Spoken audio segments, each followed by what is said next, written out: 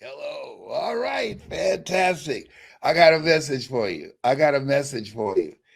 And I got a story I want to share with you. It's a very, very important story that I just experienced comforting someone. And I believe that there's some value. There's some value in it for you, value in it for me, and value in it for a lot of people who want to live their lives and do what they are here to do, what they came here to do. And everybody don't feel like that, and everybody are not in that level of consciousness. That's why at this stage of my life, I'm at a no nonsense place. With February 17th, I turned 76. Yesterday, I turned 25. I'm a 25-year-old man trapped in a 76-year-old body. Oh my goodness. But listen to me. I want to share something with you. I was talking to a friend and she sounded down in her voice. Have you ever talked to someone and you knew because how well you knew them, you knew something was going on? And this friend of mine is my business partner, been friends for a long time. I just love who she is as a mother, as a person, and as a friend, and who she's been to me, and very, very talented and gifted. And she's a ghostwriter. And she found out that a person who had engaged her to write a book for her, that the person died and never got it done. And she said, I feel so bad about it. I asked her, I said, did she come back to you and tell you, I'm ready to do this? And the lady said, Mr. Brown? I said, yes. She said, we buried a good man today. I said, yes, we did. He and I were friends since second grade. Yes, wherever I was, Boo was there. He always had my back. My brother used to say, if there's a choice between saving me and saving Boo, I think you would save Boo. I said, don't ask me that question. Don't ask me that question because we were so close. We were so close, and he knew it. Everybody knew that. We were very close, inseparable. So that day, it was a rough day for me. Rough day. And she said, you have talked in your speeches about Boo being a great cook. I said, yes, he was a great cook. He was a chef, and he had Bahamian dishes and Jamaican dishes. Yes, yes, Caribbean dishes. And he could cook anything, and he could bake. And when Boo would cook, the angels would stop flapping their wings. We would all be waiting, salivating. Boo, just tell us when you want us to come in. And not only could he cook, but the presentation. Oh, it was mouth watering. You had to sit there and look at it for a while before you dove in. She said, you talked about doing a recipe of a book of recipes of Boo's secret recipes that he shared with no one. I said, yes. She said, did he do it? I said, no. Even his sons didn't ask that question. Hey, did my father write that recipe book? This stranger out of nowhere. You just never know who's listening to you. I said, no, he didn't. She said, ooh, he took that with him. He took that with him. And she just turned and walked away. And I stood there frozen. Hmm. I read a quote that said, put off for tomorrow that you don't mind dying in you today. Put off for tomorrow that you don't mind dying in you today. Because tomorrow's not promised. Michael Jackson said, "This is it," but it was not the it that he was talking about.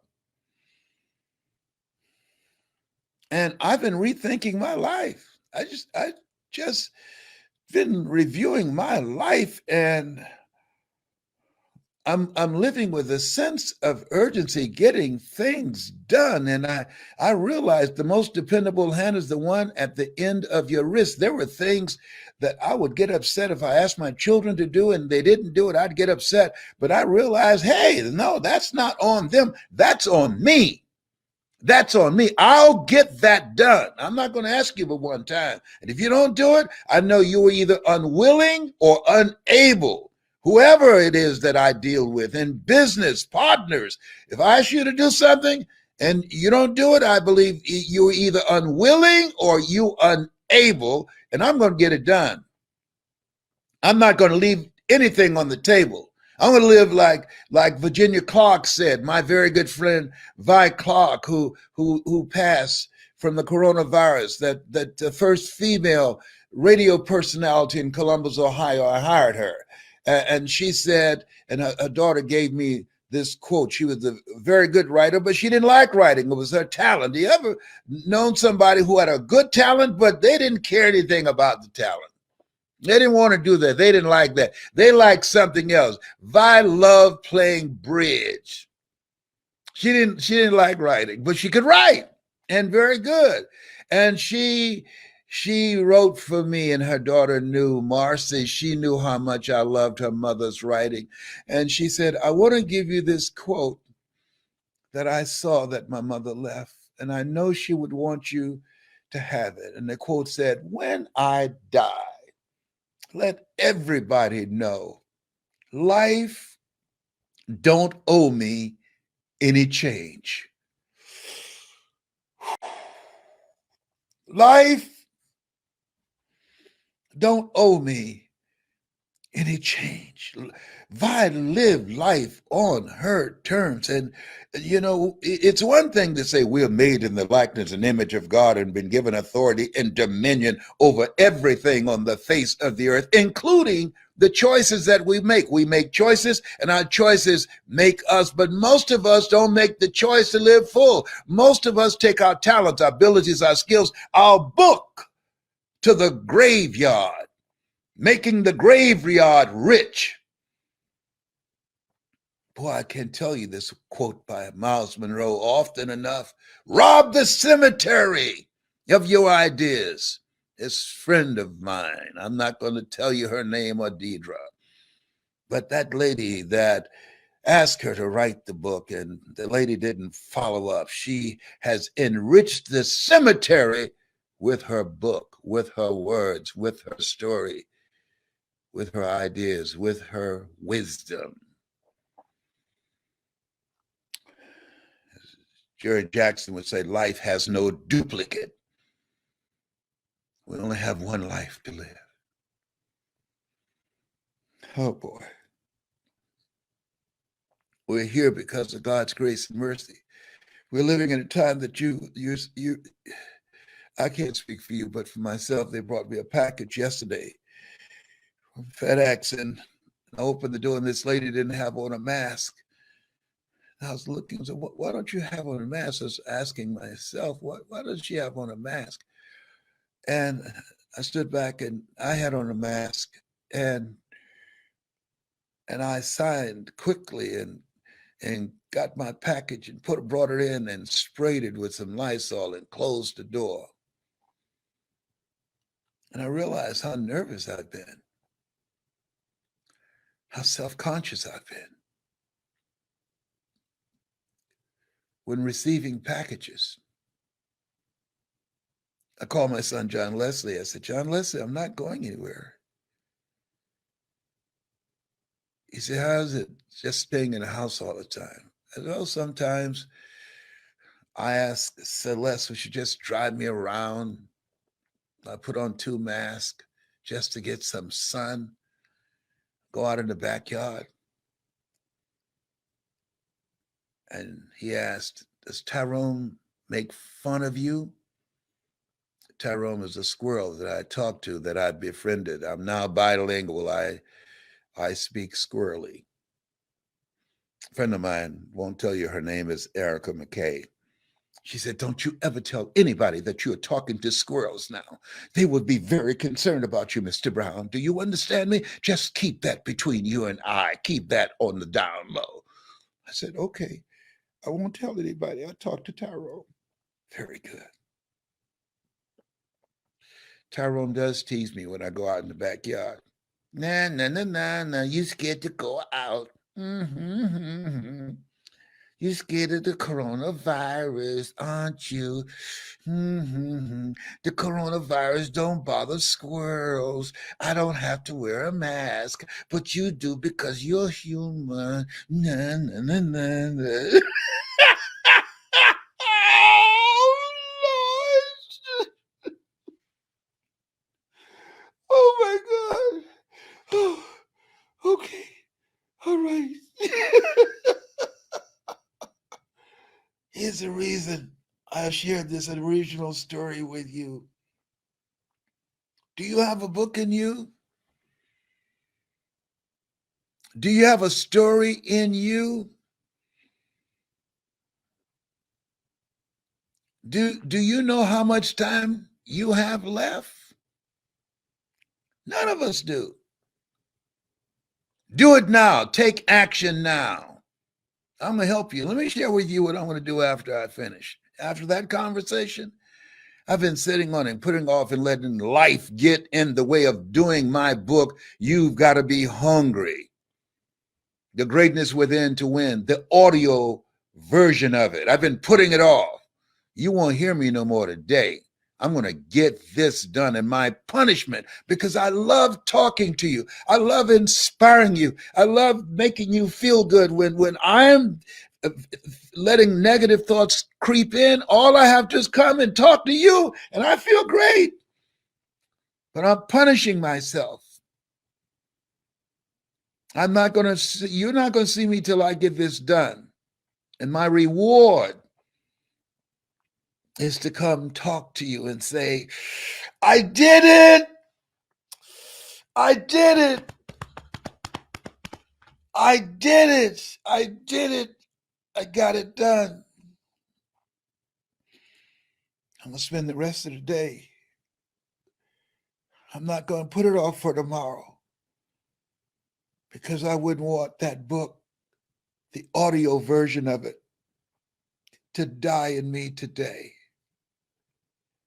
No. No. No. I'm not going to do that. No. I'm putting off everything. Everything. I'm putting off everything. I'm going today. This is it. This is it. I'll come back on. Get ready to order it. Cause it's gonna be bad, baby. It's gonna be, I'm gonna get the butter from the duck. But if you got a book in you, or a story in you, or a speech in you, and you want to take that speaking to the next level, I want you to go to hungrytospeak.com. If you got a voice in you, got a voice. I was talking to somebody named Patricia Barnes. She said, I was born to speak. I said, you're the kind of person that I love to work with. I was talking to Annie out of the UK. She said, this is the calling on my life. She said she was on her job and the boss bust into the room and started yelling at her at the top of his lungs. And she said at some point, she don't know if he stopped yelling or she stopped listening, and she heard a voice that said, not today, never again. And she got up and she walked out. And the people on her job called and said, are you coming back? Are you going to file a lawsuit against him? And she said, no, give him a raise. He forced me to do something that I didn't have the courage to do myself. Give him a raise. I'm going to live my calling. I'm going to speak. I'm going to speak. And she called me. She's got a book called Your Life is Calling. I'm writing the forward for it today. Last night she texted me. She said, I'm coming for you. Get my forward done. I said, okay, it will be done today. Today it's done. I'm sending that forward to her today. I wish when I started out, some of the icons would have done my forwards for me. They wouldn't. They saw me as competition. A young man asked me yesterday, why are you talking to me? I'm talking to you one-on-one. People on your level don't talk to me. And speakers on this level trying to learn. Why? I said, because I want to help you get there and shorten your learning curve. I wish I could have gotten someone to pay attention to me. You're gifted, young man. I can tell it. You're on a mission. You remind me so much of myself when I was your age. And I want to help you. That's the calling on my life now. I just felt like he was my son. I have a lot of spiritual sons, boy. God has been so good to me to bless me with some young men and women and people who are hungry, who feel there's got to be more to life than this. Being afraid to breathe. I'm not going out like this. I got to calm myself. Ooh. I have a friend named Jonathan. This is how he calms down. Ooh.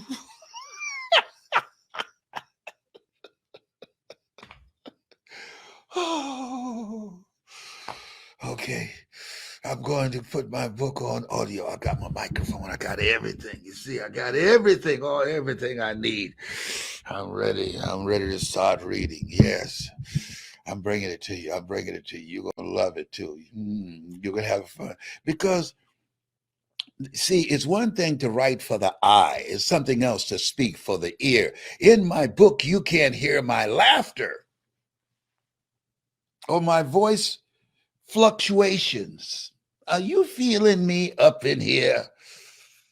I got to do this today. I'm not putting it off for tomorrow. I'm so glad she called me about that. Can you know sometimes people can call you about some stuff that's bothering them, and then you realize that, you know what? Therein lies the sign. That's bothering me too. You talk about she left here and didn't write that book. I don't want to leave here and not do the audio version of my book that's already here. I ain't through yet. Just put it off. Letting all kind of stuff get in the way. I'm not gonna look at the news. I don't need to do that. My boy, 45, he gone, and so I don't know. I'm not going to even talk to you, Tyrone. I ain't talking to you now. Don't be trying to get my attention. I ain't bringing you no peanuts and walnuts. No, I ain't doing none of that. Don't be trying to cry and make me feel sorry for you. Mr. Brown is not going to talk to me. Yeah, you got that right. I ain't speaking no squirrely today. All right.